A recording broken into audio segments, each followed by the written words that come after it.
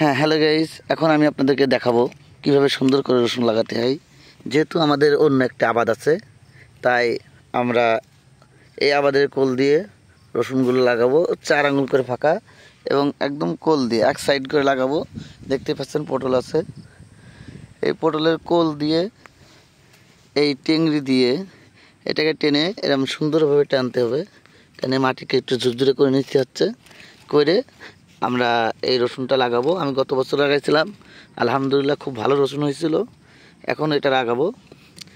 এই রসুনটা লাগালে কি হবে, আপনার সারা বছরের রসুন কিনে খাওয়া লাগবে না। আর আপনি এই সঙ্গে পেঁয়াজও লাগাতে পারবেন।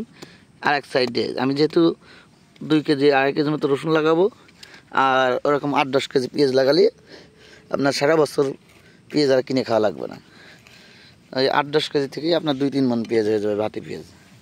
তো দেখতে থাকুন। এই যে বিসমিল্লাহির রহমানির রহিম। প্রথম কোনো চারা রোপণ করলে আল্লাহর নামে শুরু করতে হয়। এই যে হালকা হালকা করে উপরে রাখতে হয়। আর এটা লাগানোর সময় অবশ্যই 4 আঙ্গুল করে ফাঁকা রাখতে হবে, যেহেতু আপনাকে এটা নিড়ান দিয়ে নিড়াতে হবে। এরকম একটু একটু করে ফাঁকা রাখতে হবে, তাহলে আপনার কী হবে, এটা আপনার খুবই ভালোভাবে হবে। যাক, আলহামদুলিল্লাহ। আপনারা এই ভিডিওটা বেশি বেশি করে শেয়ার করবেন, কারণ এক আবাদের ভিতরে অন্য একটা আবাদ কীভাবে করতে হয় সেটি একটি আধুনিক কৃষির মাধ্যমে আমি আপনাদেরকে দেখানোর চেষ্টা করছি। এটা করলে আপনার বাসায়ও রসুন কিনে খাওয়া লাগবে না, প্লাস আপনি এক আবাদের মধ্যে আরেকটা আবাদ সুন্দরভাবে পেয়ে যাচ্ছেন। দেখতে পাচ্ছেন আমার কিন্তু উপরে খুবই সুন্দর পটল গাছ আছে। যেহেতু শীতকালে পটল কম হয়, তাই শীতকালে পটল কম হয় তার জন্যই রসুনটা লাগানো। কারণ আর কিছুদিন পর থেকে পটল হবে না, পটল হচ্ছে গরমকালের জন্য, এটা গরমকালে হয়।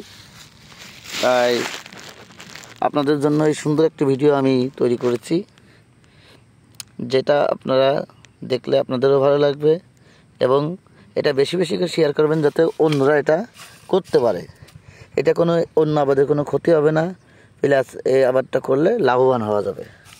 এক আবাদের মধ্যে আপনারা 2টা আবাদ পেয়ে যাচ্ছেন খুবই সুন্দরভাবে।